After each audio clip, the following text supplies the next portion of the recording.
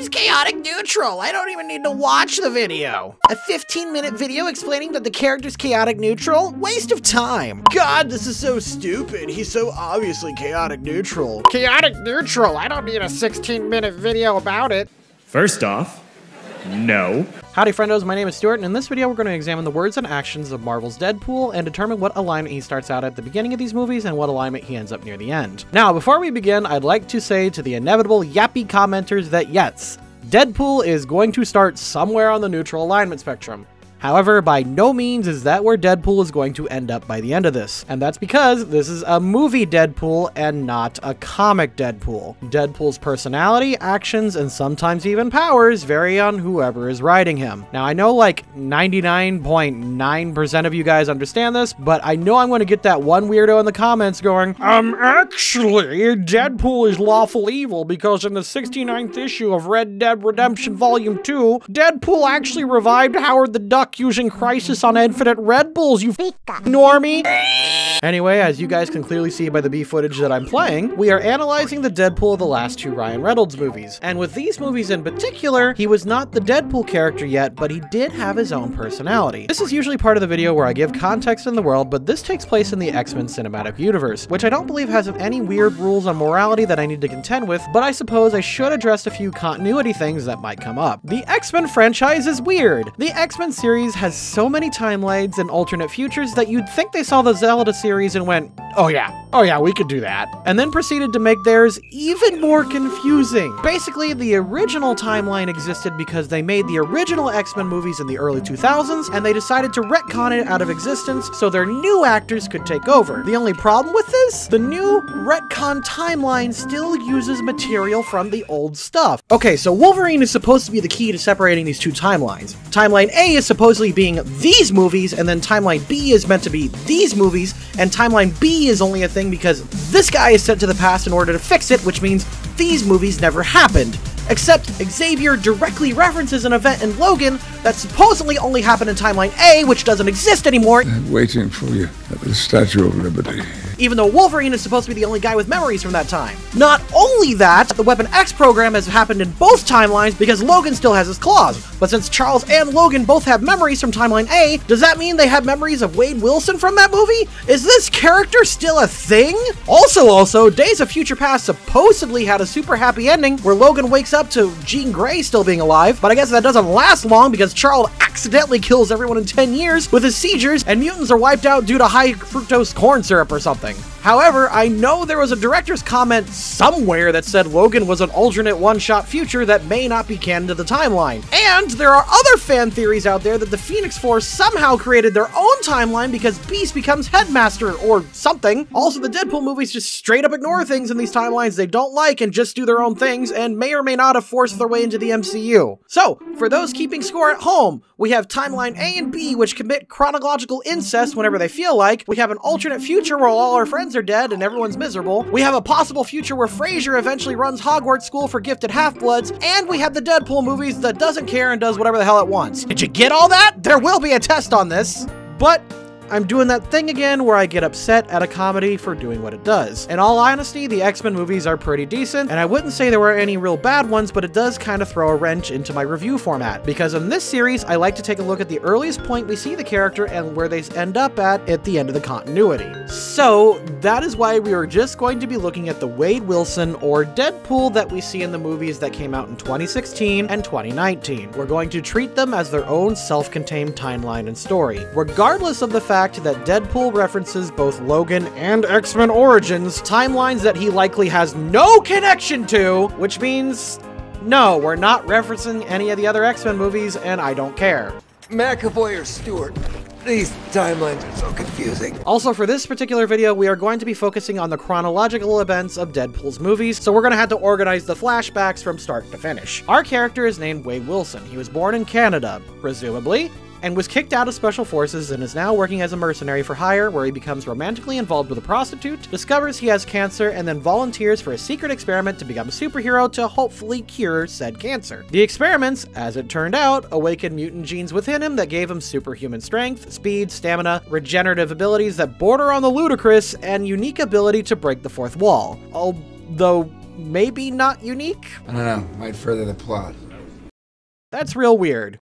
Either way, he's basically Wolverine with the humor and personal outlook of a millennial that was exclusively taught comedy through Rick and Morty. I'm going to base his starting alignment based on the first few actions we see at the beginning of the movie. At the beginning, we see him being a mercenary, which means he has a contract for hire, which usually means we would start him at lawful neutral like we did with The Mandalorian or Witcher. But he is also one to take a ton of liberties with it and will frequently break contract if he needs to. He constantly insists he's not a hero, and I tend to believe it, seeing as how he had no problems beating up pretty much anyone he's been asked to. He does tend to stay away from the really serious contracts, so for this video we'll have his starting alignment at true neutral, but we will skew him to be on the slightly chaotic side since he's a pretty chill dude but also doesn't really care for rules. Now, before we begin, based on what I said, do you agree with me or do you disagree? Go ahead and click on the icon in the top right hand corner and cast your vote, then answer the second poll at the end of the video.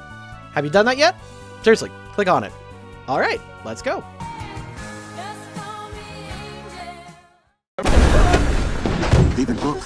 Wade honors a contract, but takes lots of liberties on how he does it. Lawful neutral. Hey, and I ain't taking any babysitting money, all right? Make sure that gets back to Ms. Orlovsky? Yeah, her. Turns out, he did it out of the kindness of his heart, and even says nice things about a teenage stalker. Chaotic good. Take that over to Buck, please, and tell him it's from Booth. He then sends a blowjob drink to another guy at the bar to spark a fight, completely for the lulz. Chaotic neutral. People react to news of late-stage cancer differently. Wade handles his cancer news with surprising indifference. He's clearly depressed, but determined not to drag down anyone else with him. Since he is doing this to protect other people's emotions, specifically Vanessa's, I'm going to say neutral good. Wade lies to and leaves Vanessa without a word. He believes he is doing it for the benefit of her because he believes that cancer is a shit show. Chaotic good. You have something in your teeth. Right in the middle there, just, it's been bothering me for a long time. Made you look. Wade spends all of his time messing with Ajax because, well, what else is there to do? Chaotic neutral. Wade could and probably should have spent his time escaping and helping others, but instead he took his opportunity to attack Francis. Chaotic neutral.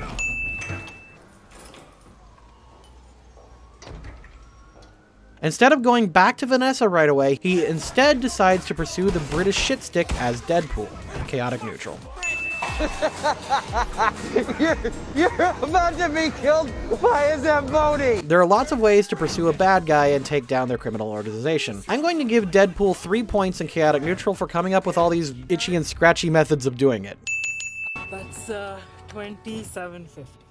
I never carry a wallet while I'm working. Ruins the lines in my suit. Stiffing someone in the service industry is always chaotic evil. Should I count this in the previous montage? Probably, but this is the first time there are probably some actual innocent bystanders. At the very least, it's being disruptive. Chaotic neutral. Incoming! Deadpool casually tortures Ajax. Chaotic neutral. Listen! The day I decided to become a crime-fighting shit-swizzler... Disrespecting the X-Men, while not directly antagonistic. Definitely chaotic neutral. That does it!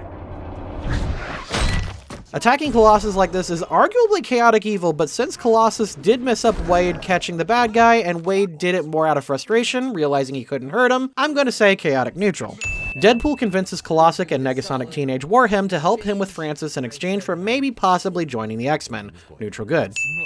While hilarious, Deadpool is straight up telling Dopinder to murder someone for love. Arguably a joke, but chaotic evil. Deadpool does offer Ajax men a chance to peacefully leave before quickly dismembering them. Lawful good. He does spare his buddy, his Bobby. Chaotic good. Deadpool puts himself at a disadvantage in order to help Vanessa. Neutral good. Wade executes Francis, ridding him from the world. Although it's a bit more personal, definitely chaotic good. Deadpool is now a professional contract killer of bad guys. I'm just gonna give him 3 marks for this montage. Lawful good.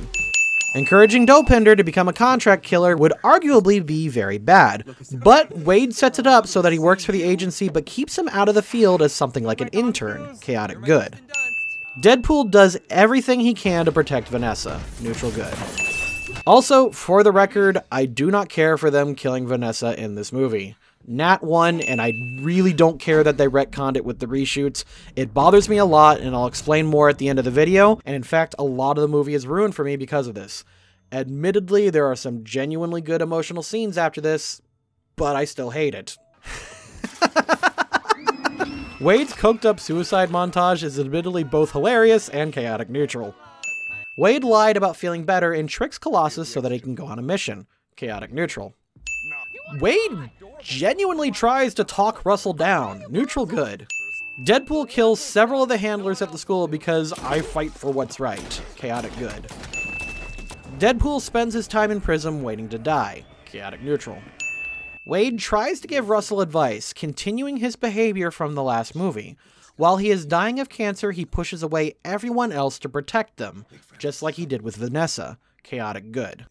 Thinking Cable was there to kill him, as in him Deadpool, he tells Russell to get away from him. Neutral good.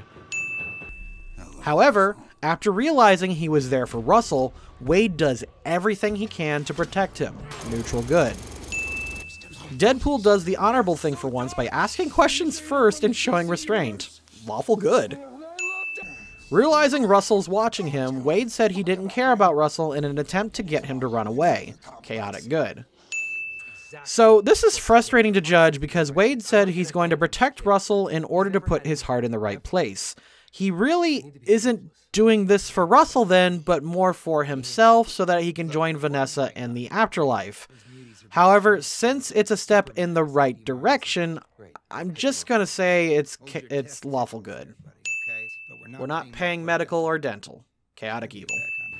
Deadpool ignores the wind advisory so that he could have his X-Force moment, leading to all their deaths. Chaotic neutral. Deadpool defends Russell at all costs. Likely too much costs, but nonetheless, chaotic good. Deadpool teams up with Cable in order to protect Russell and stop Juggernaut. Lawful good. Convincing the X-Men to work with you for the greater good. Neutral good. Like I said in my Rick video, killing Maps is always neutral good. Deadpool apologizes and tries to convince Russell to calm down. Neutral good. Self-sacrifice. Neutral good. True to form, Wade spends his last moments telling jokes. Chaotic neutral. He does try to sneak in some nice goodbyes though. Neutral good. Oh, just fix it, 11, or I'll take it to the Genius Bar. Cable's gonna kill you when he finds out. The end of the movie retcon has Deadpool saving a bunch of people and righting the wrongs. It inevitably will mess with the time stream more though. Chaotic good. Okay, spicy take opinion time. I do not like Deadpool 2. I think the jokes are annoying and samey, and it repeats too many of the same beats from the first movie that by the time we get to the ending, I feel like I've wasted my time. And speaking of wasting time, I really hate the fact that they killed Vanessa like that. Doing so felt cheap, sexist, and really boring, and it made the first movie feel like a complete waste of time. He reduces the woman to a plot device, existing in the film for no other reason than to serve as a source of pain for the hero. And yeah, that's the joke. It's meant to be shocking, dumb, and childish, but it feels really gross. As I mentioned earlier, the ending credits retconned a ton of things. And yes, it was a straight up retcon. According to the channel called Midnight's Edge, this was done as a series of reshoots because people complained that they didn't like how the movie ended just with this. Say what you want about rumor channels like theirs, but they are extremely accurate in their reports. Check them out if you haven't. Alternatively though, there is a theory going around that this was used to set up the Lady Death love story from the comics. And yeah, I don't really put a lot of faith into the comics into this series, but that would admittedly be pretty badass. Or maybe if they make it like a running joke that Vanessa keeps dying in increasingly more itchy and scratchy ways, I'll retract my statement about it and probably shut up about it forever. And despite all my complaining and belly aching, I really enjoyed Once Upon a Deadpool. Whatever genius decided to cut out half the crap in the movie and add Fred and Savage for meta commentary deserves a blowjob. Because that was new and funny and didn't waste my time. And again, despite all my complaining, I did enjoy these movies for the most part. Even in Deadpool 2, when I said I hated half the movie, the other half kept me constantly entertained. And this interpretation of Deadpool was pretty consistent the entire time. Deadpool starts off as a character arguably between neutral or chaotic neutral, but by the end is